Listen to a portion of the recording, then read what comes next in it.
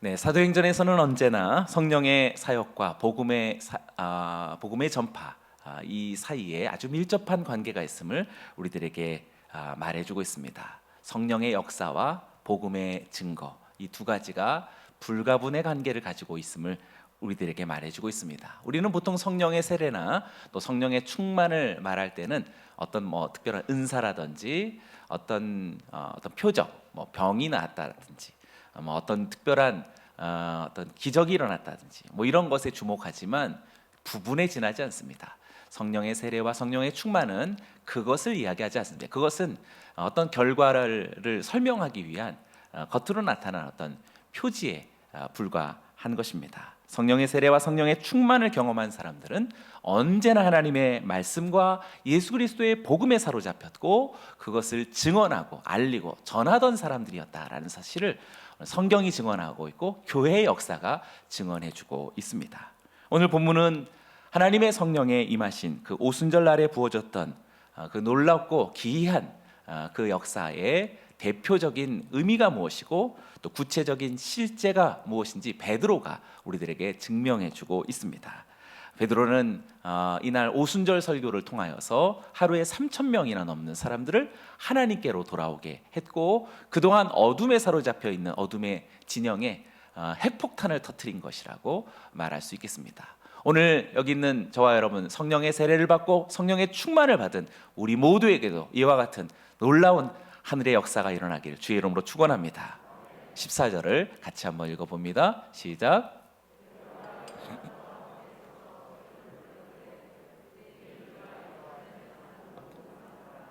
이 일을 너희로 알게 할 것이니 내 말에 귀를 기울이라. 베드로는 11사도와 함께 서서 소리를 높여 무엇인가를 선포했다라고 말하고 있습니다. 지금으로부터 7주 전에 50일 전에 베드로가 어떤 사람이었는지 우리들이 잘 알고 있습니다. 그가 얼마나 연약했고 비겁했고 그리고 뭘 어떻게 할 줄을 몰라 하는 우왕좌왕하고 안절부절 못해하는 그런 사람이었던 것을 우리는 잘 알고 있습니다. 그러나 정말 오늘 이 14절의 모습 11사도와 함께 벌떡 일어나서 큰 소리로서 우리가 묵상하게 되겠지만 그 강연, 그 선언, 그 고백이 얼마나 멋지고 깊은 묵상을 담고 있는지 놀라지 않을 수가 없습니다. 베드로만의 변화가 아니라 11사도가 함께 일어서서 함께 소리를 높였다라고 하니 다른 11사도들도 마찬가지의 변화가 있었음을 그냥 베드로가 대표하고 있는 것이라고 말할 수 있겠습니다. 베드로만의 변화가 아니라 모두의 변화였음을 우리들에게 말해주고 있습니다. 오늘 성령의 강림이 임한 것은 특별한 사람들의 역사가 아닌 오늘 여기 있는 저와 여러분 모두에게 하나님의 변화가 일어날 줄로 믿습니다. 그러니 오늘 군중 앞에서 큰 소리로 선포하는 모습에서 베드로 사도의 담대한 확신, 거침없는 용기를 우리는 눈여겨볼 수 있겠지요. 성령의 사람들의 합당한 그런 표지다라고 생각됩니다. 서서 소리를 높여 외치다. 우리 모두에게도 즐거이 이러한 모습이 나타나길 원합니다. 주일 예배도 사실 그러고 싶지만 좀 그래도 삼가하는 것이 좋아서 금요 집회에는 우리가 서서 소리 높여 우리 주님을 찬양하고 기도하고 말씀을 낭독하고 우리 하나님의 구원을 선포하는 그런 일들이 즐거이 일어나기를 축원합니다. 할렐루야. 댁에 돌아가셔서 꼭 한번 연습해 보시기를 바랍니다. 많은 무리 앞이다라 생각하시고 큰 소리로서 예수는 그리스도, 하나님은 사랑이십니다. 여러분 스스로가 그렇게 한번 훈련해 보시고 고백해 보시기를 바랍니다. 내용에 있어서 외적인 면에 있어서 베드로의 변화만이 아니라 베드로의 진정한 변화는 내적인 신학적 성찰 속에 있었다라고 말할 수 있겠습니다. 안에 있는 무엇인가가 울컥하는 감동이 있으니 벌떡 일어설 수도 있고 무엇인가 담대하게 외칠 수도 있었던 것이지요. 그러니 오늘 14절의 하반절에 유대인들과 예루살렘에 사는 모든 사람들아 이 일을 너희로 알게 할 것이니 내 말에 귀를 기울이라 라고 무엇인가를 이제 말하기 시작하는 것입니다. 무엇을 말하려는 것입니까? 많은 사람들이 지금 굉장히 의혹에 사로잡혔고 당황하고 놀라고 있습니다. 이 무슨 일인가? 오순절 마가의 다락방에 일어난 이 사건은 도대체 어찌 된 일인가? 베드로는 이제 오순절 날에 일어났던 급하고 강한 바람 같은 소리가 무엇이었고 또 불의 혀같이 갈라지는 모습이 각 사람의 머리 위에 임하였던 그 광경은 무엇인지, 그리고 제일 중요한 것은 한 번도 배우지 못한 외국어를 방언으로서 그렇게 무엇인가 하나님의 행하신 큰 일을 선포하고 있는 저 무리들은 도대체 무엇인 건지, 그 내막이 무엇이고 그 의미가 무엇인지 명확하게 깨닫고 이제 그것을 설명하려고 시작하는 것입니다. 내용을 우리가 잘 검토해 볼 수 있겠지만 지금 베드로는 기이한 현상, 어떤 특별한 은사에 집중하지 않습니다. 그리고 그 이면에 있는 진정한 의미가 무엇인지 신학적인 통찰을 지금 전하려고 하는 것입니다. 이것이 중요합니다. 성령의 세례를 받고 또 그로 인하여서 변화받은 사람들은 자신에게 집중하지 않습니다. 자신에게 일어난 어떤 현상에 집중하지 않습니다. 그 의미, 그리고 그 선물과 또 그러한 은사를 주신 하나님께 집중하고 그 하나님의 말씀 앞에 집중한다라고 말할 수 있습니다. 사랑하는 여러분이요, 저와 여러분들이 성령의 세례로 인하여서 변화받고 하나님 앞에 온 삶이 집중할 수 있게 되기를 주님의 이름으로 축원합니다. 하나님 우리를 변화시키는 분이시요, 나와 내 가정뿐만 아니라 이 나라와 이 민족과 열방을 새롭게 하실 우리 주님을 찬양합니다. 할렐루야. 15절의 말씀을 보시지요. 때가 제3시니 너희 생각과 같이 이 사람들이 취한 것이 아니라. 때가 3시, 3시는 오전 9시를 가리킵니다. 9시이기 때문에 사람들이 생각하는 것처럼 세술에 취한 것이 아니다 라고 이렇게 밝힙니다. 제가 아침 식사를 보면 아침부터 이렇게 약주하시는 분들이 그런 적지는 않더라고요. 유대인들에게 있어서의 지금 오순절이죠. 이렇게 오순절과 유월절 명절에는 보통 오전까지 그렇게 금식하는 경우가 대부분 일반적인 습관입니다. 그러니 지금 여기서 기도하던 사람들이 세술에 취했을 리는 없다라고 그렇게 말하고 있는 것이지요. 잠시 지금 이 장면을 생각해 보니 한나의 기도도 떠오릅니다. 그가 얼마나 간곡하게 기도했던지 엘리 제사장이 포도주를 삼가라라고 그렇게 얘기했었죠. 정말 술에 취한 것으로 그렇게 여겼던 것 같습니다. 그러니 지금 이 한나나 또 120명의 이 제자들이 어떻게 기도했는지는 자명합니다. 이렇게 고상하게 기도하지 않았다라고 말할 수 있겠죠. 무엇인가 뭔가 압도되어서 기도하는 모습이 마치 취한 사람 같이 그렇게 기도했음을 알게 됩니다. 우리 성민교회 성도들이요, 예쁘게 기도하지 않게 되기를 원합니다. 여러분들이 정말 술에 취한 것처럼 성령에 사로잡혀서 기도하는 여러분이 되시길 축원합니다. 여러분의 기도가 성령을 이끌어가는 분이 되지 않고 성령께서 여러분의 기도를 이끌어가는 정말 기도의 집, 하나님의 기도하는 사람들이 모인 우리 성민교회가 되어질 줄로 믿습니다. 베드로는 이제 사람들이 방금 목격했던 이 오순절 성령 강림의 특별한 표징을 구약 성경을 통하여서 설명하기 시작합니다. 자신의 추측, 자신의 판단, 자신의 경험으로 생각을 전하는 것이 아니라 하나님의 말씀으로 그 현상을 조명했고 깨달았고 확신한 바를 선언하기 시작하는 것입니다. 오늘 본문 말씀은 전적으로 다 요엘서의 말씀을 기초로 하고 있고, 다음 주에 묵상할 말씀은 시편 16편 다윗의 시편을 가지고 선포하고 있습니다. 베드로가 얼마나 하나님의 말씀에 사로잡힌 사람인지 여기서 알게 됩니다. 성령의 사람은 말씀의 사람이다라는 것을 오늘 강하게 알게 됩니다. 사랑하는 여러분이요, 오늘 사순절을 맞으면서 말씀에 사로잡히고 하나님의 성령에 사로잡히는 저와 여러분들이 되길 축원합니다. 16절과 17절의 말씀을 큰 소리로 같이 읽어보겠습니다. 시작.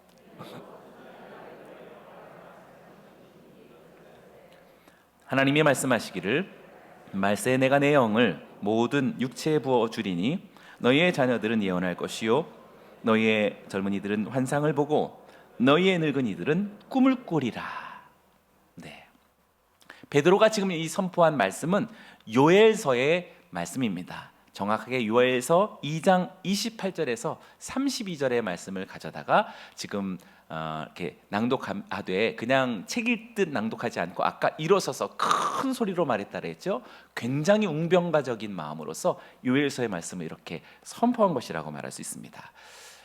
그런데 오늘 제가 나눌 말씀은 지금 베드로 사도가 요엘서의 말씀을 이렇게 낭독하는데 그냥 낭독하지 않고 약간의 수정이 일어났습니다. 그러니까 어떤 단어를 조금 바꾸고 표현을 달리했는데 그게 그냥 어떤 뭐 유사한 단어를 바꾸거나 또 패러프레이징이죠. 뭐 이렇게 좀 뭐 다른 표현의 어떤 하나를 한 것이 아니라 사실 굉장한 어떤 마음 속에 일어난 강한 감동, 나아가서는 흥분, 그 흥분이 드러난 단어의 수정. 그래서 이것을 비평적 수정이라고 말합니다. 비평적 수정을 가했는데 여기서 우리는 하나님께서 베드로에게 어떤 마음을 주셨는지를 우리는 추정해낼 수 있는 것입니다. 크게 세 가지를 나눌 수 있겠는데요. 세 가지가 다 공통적인 것인데 모두 경계선이 무너지고 있다는 것을 알게 됩니다. 첫째는 시간의 경계선이 무너집니다. 시간의 초월을 지금 강하게 베드로 사도가 무엇인가 감동에 사로잡혔다라고 말할 수 있습니다. 먼저는 지금 요엘서 2장 28절의 말씀을 이렇게 낭독했는데요. 제가 한번 읽어보죠. 그 후에 내가 내 영을 만민에게 부어주리니 너희 자녀들이 장래일을 말할 것이며 너희 늙은이는 꿈을 꾸며 너희 젊은이는 이상을 볼 것이다 라는 요엘서 말씀을 지금 베드로 사도가 막 오순절 기간에 막 묵상했었고 그것에 강하게 사로잡혀서 지금 오순절 날에 일어난 이 사건을 지금 설명하려는 건데 지금 이 요엘서 2장 28절을 이렇게 바꿨습니다. 요엘 사도행전 2장 17절의 말씀인데요. 같이 한번 읽어볼까요? 시작. 하나님이 말씀하시기를 말세 내가 내 영을 모든 육체에 부어주리니 너희의 자녀들은 예언할 것이요 너희의 젊은이들은 환상을 보고 너희의 늙은이들은 꿈을 꾸리라. 아멘. 다른 표현들이 좀 있지만 먼저 첫 번째는 지금 베드로가 요엘 선지자가 그 후에라고 말했던 것을 지금 17절에서 말세라는 말로 사용하고 있다는 사실입니다. 그것이 그것이다. 절대 그렇지 않습니다. 지금 요엘 선지자는 구약 시대의 사람이지요. 언젠가 여호와의 큰 날이 있을 때 메시아가 강림하시리니 그 메시아께서 세상을 심판하실 것이다.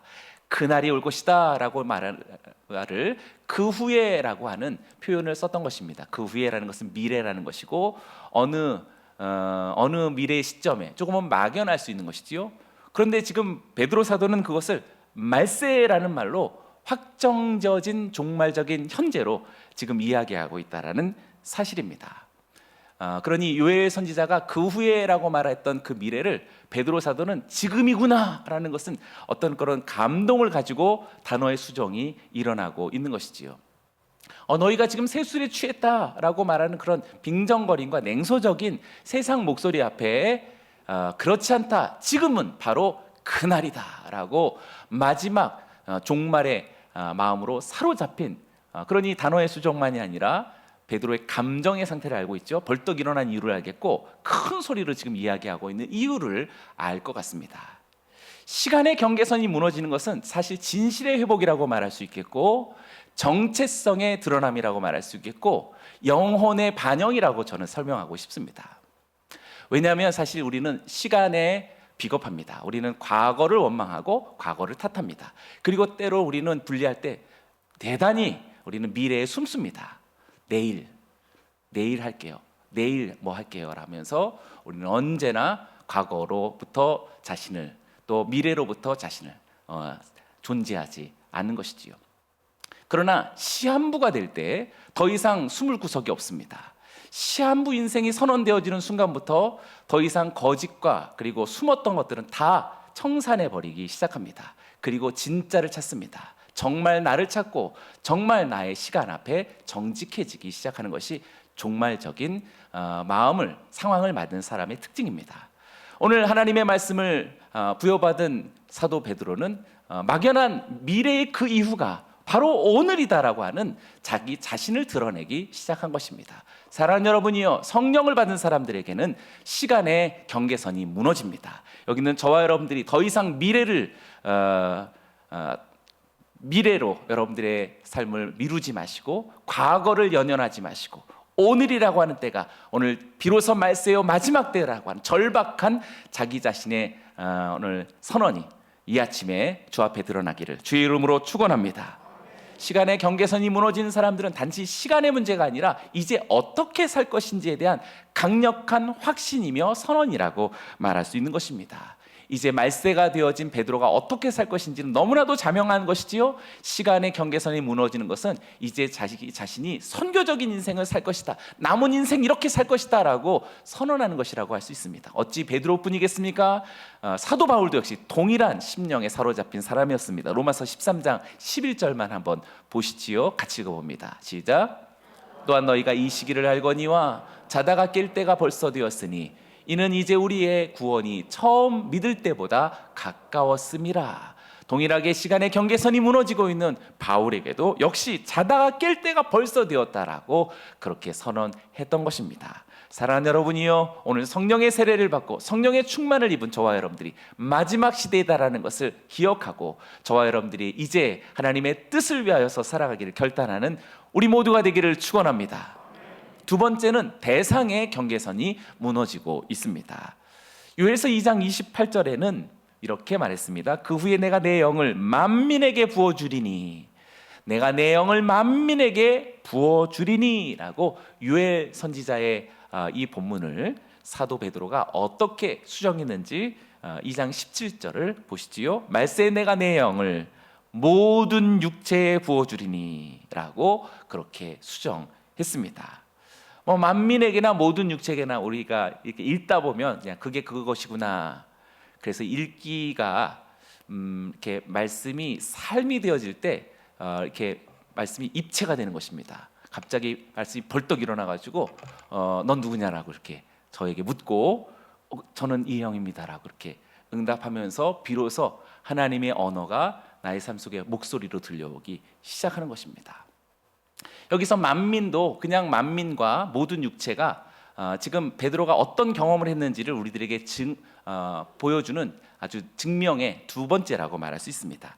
만민에게라고 하는 것은 모든 사람에게라는 뜻이지요. 그런데 지금 모든 육체라고 하는 사락스라고 하는 조금 다소 거친 단어를 사용했습니다. 네, 모든 사람에게라고 말하지 않고 모든 육체에게.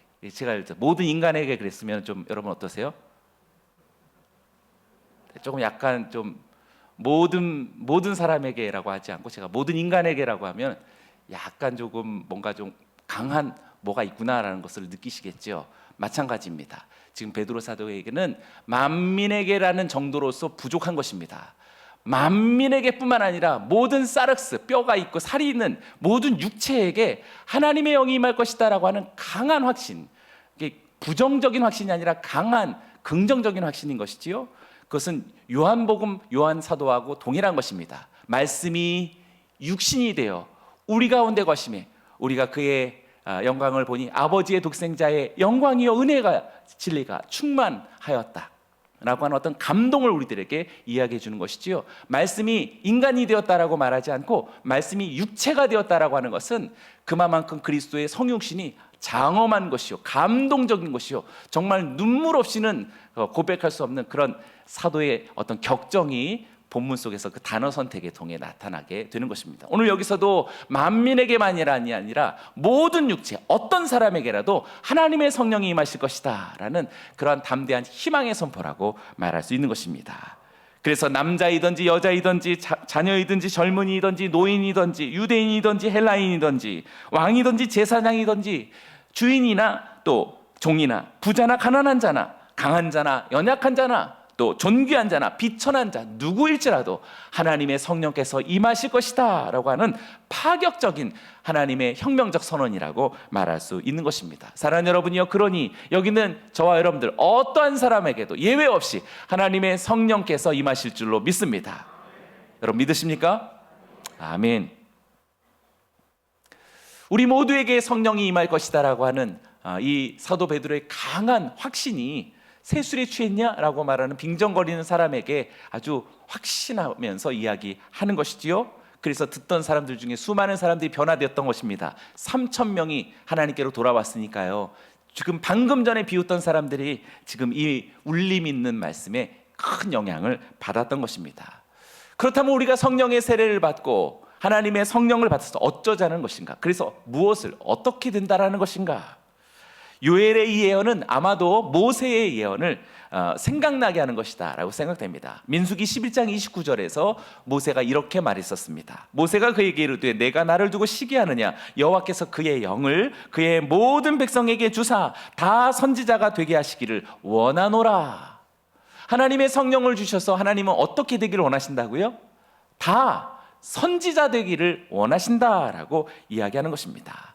지금 요엘 선지자도 같은 마음으로서 이렇게 하나님께서 만민에게 영을 부어주셔서 누구든지 예언하고 환상을 보고 꿈을 꾸어서 하나님의 선지자가 되게 하시려는 것이다 라고 말하는 것입니다. 그래서 지금 베드로 사도도 요엘서를 인용하면서 이렇게 3번이나 연속해서 강조하고 있는 것이지요. 17절을 다시 보시지요. 제가 했습니다. 하나님이 말씀하시기를 말세에 내가 내 영을 모든 육체에게 부어주리니 너희의 자녀들은 예언할 것이요 너희의 젊은이들은 환상을 볼 것이요 너희의 늙은이들은 꿈을 꿀 것이다.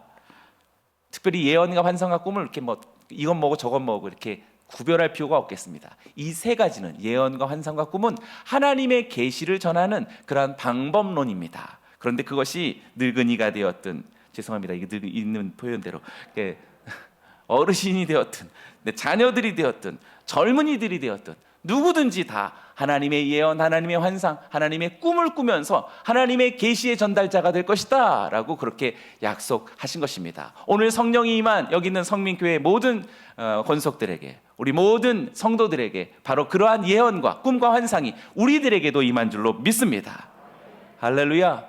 그래서 들은 바 그 예언과 환상과 꿈을 알리지 않을 수 없는 선지자, 증언하지 않을 수 없는 예언자가 될 것이다 라는 것이 하나님의 꿈입니다. 하나님의 계획이요 하나님의 간절한 기대가 되는 것입니다. 여기서 말하는 예언과 환상과 꿈을 이상한 좀 어떤 신령한 사람들이 미래를 점치는 일에 그런 이단과 또 세속의 종교에 많이 이렇게 우리가 연루되어져 있기 때문에 잘못 알고 있는 것입니다. 큐티를 진실하게 하는 사람들이야말로 정말 예언자들이라고 말할 수 있겠습니다. 오늘 주일의 말씀에 감동되어져서 그 말씀을 가지고 서로 은혜를 나누고 또 가정에 들어가서 이 말씀을 나누고 또 직장에서 또 은혜의 말씀들을 서로에게 나눠주는 모든 사람들이요, 저는 여러분들이 성령 받은 선지자들이요 하나님의 예언자들인 줄로 믿습니다. 과소평가하지 마시기 바랍니다. 나는 약해도 하나님의 말씀은 강력합니다. 우리는 연약해도 주님의 능력은 오늘도 권세가 있는 줄로 믿습니다. 그래서인지 오늘 본문 말씀에 예언이다라는 것을 더 강조했는데요. 요엘서 2장 29절은 이렇게 끝났었는데 그때 내가 내 영을 남종과 여종에게 부어줄 것이며 라고 그렇게 요엘 선지자가 말했지만 사도 베드로는 2장 18절에 이렇게 말했습니다. 그때 내가 내 영을 내 남종과 여종들에게 부어주리니 그들이 예언할 것이요 라고 첨언을 했습니다. 이 뒤에 있는 이 색상 있는 표현이 베드로 사도가 좀 더 이렇게 뭔가 강조해서 뭔가 가슴이 막 울렁거려가지고 이렇게 그들이 남종과 여종이 어떻게 할 것인가 예언할 것이다라고 말했던 것입니다. 사랑하는 여러분이요, 그만큼 하나님의 말씀이 성령이 임하시면 가장 뚜렷하고 본질적인 증거가 무엇일까? 예언하는 것입니다. 사랑하는 여러분이요, 말씀을 낭독하시기 바랍니다. 받은 바 말씀이 더 깊은 울림이 있기 원하고 그 감동을 글로 써서 또 메시지로서 또 말로써 순모임에서 여러분 부지런히 알리고 전하고 증언하는 예언자들이 되어주시기를 주의 이름으로 축원합니다. 여러분들은 그냥 툭 던진 말이었는데 받은 사람이 얼마나 감격스러운 위로를 얻고 그리고 놀라운 어떤 하나님께서 치료와 또 새로움을 가져다 주는지 여러분을 신뢰하지 마시고 하나님의 말씀을 신뢰하시고 성령의 일하심을 신뢰하시길 축원합니다. 나는 부족하여도 하나님은 일하시는 줄로 믿습니다. 할렐루야. 그래서 마지막이 우리를 의지할 것이 아니라 하나님이 어떻게 역사하시는지 세 번째 무너짐이, 경계선의 무너짐이 나타나는데 비로소 공간의 무너짐이 나타납니다. 공간의 무너짐. 이것은 시간과 대척점을 가지고 있는 것인데 시간은 정말 영혼의 문제라고 말한다면 공간은 그야말로 물질입니다. 이 물질의 세계를 관통하시는 하나님의 역사가 우리들에게 있을 것이다라고 요엘 선지자가 2장 30절에서 이렇게 말씀했습니다. 내가 이적을 하늘과 땅에 베풀리니 곧 피와 불과 연기 기둥이라.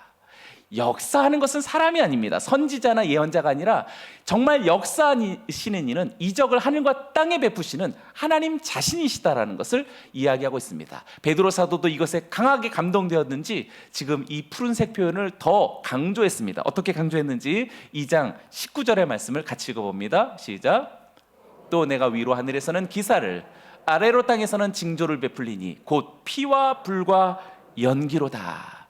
네, 그냥 하늘과 땅이라고 말하지 않고 위로 하늘로는 기사를, 그리고 아래로 땅으로는 징조를, 또 기사는 테라스, 또 징조는 세메이온. 기사는 주로 자연계에 일어나는 어떤 현상들, 기적들을 말하겠고 지진과 같은 것이겠죠.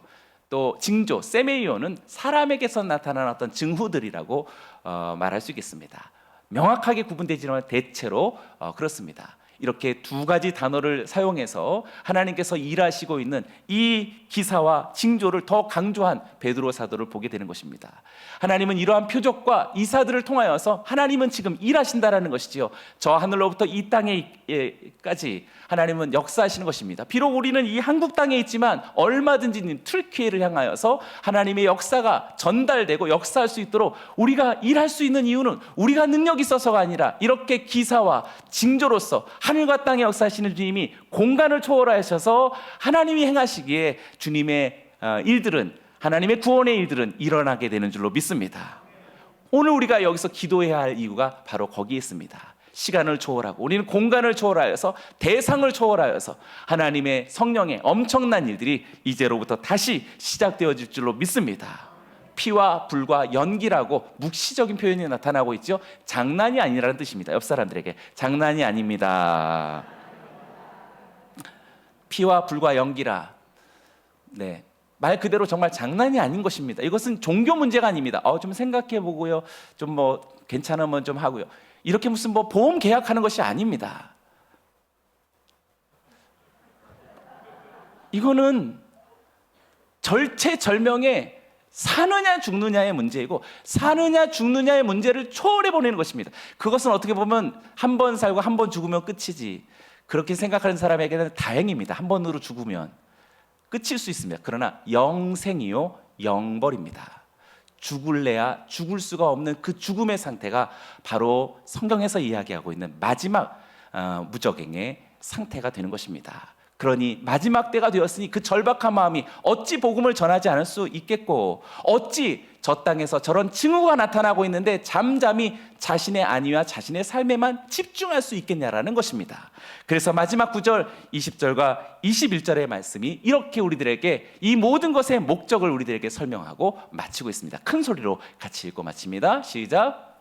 주의 크고 영화로운 날이 이르기 전에 해가 변하여 어두워지고 달이 변하여 피가 되리라. 누구든지 주의 이름을 부르는 자는 구원을 받으리라 하였느니라. 할렐루야. 성령의 세례의 사건은 우리의 마음을 그냥 어떻게 좀 안위하는 위로의 차원에서 오는 그렇게 부분적이거나 간소한 것이 아닙니다. 그것은 하나님의 행하시는 전 우주적인 사건이요, 그것은 구원과 심판의 문제라고 말하고 있습니다. 구원 없는 심판이 있지 않고 심판 없는 구원도 있지 않습니다. 그것은 어떻게 보면 속임에 불과한 것입니다. 반드시 구원과 심판은 병행하는 것입니다. 누군가가 구원을 받으면 그를 옥죄었던 어둠의 권세는 심판을 받는 것입니다. 그가 심판을 받아야만 하나님의 구원이 임하는 것입니다. 사랑하는 여러분, 오늘 우리가 복음을 전하고 하나님의 나라를 선포하는 것은 종교 행위가 아닙니다. 그것은 이 땅에 반드시 일어나게 될 여호와의 크고 두려운 날이 이르기 전에 성령 받은 사람들이 마땅히 이 생명을 전하지 않을 수 없고, 저 재난을 입은 땅을 향하여서 우리가 다시 한번 하나님의 신호를 여기고 마지막 때가 되었노라 라고 여기면서 하나님의 말씀, 영생의 말씀을 증언하여서 저 어둠의 세력들을 향하여서, 그리고 사단의 세력을 향하여서 하나님의 심판을 명할 수 있는 저와 여러분, 우리 성령의 사람들이 되어지길 주의 이름으로 축원합니다. 할렐루야. 우리 하나님께 영광의 박수 올려드립니다.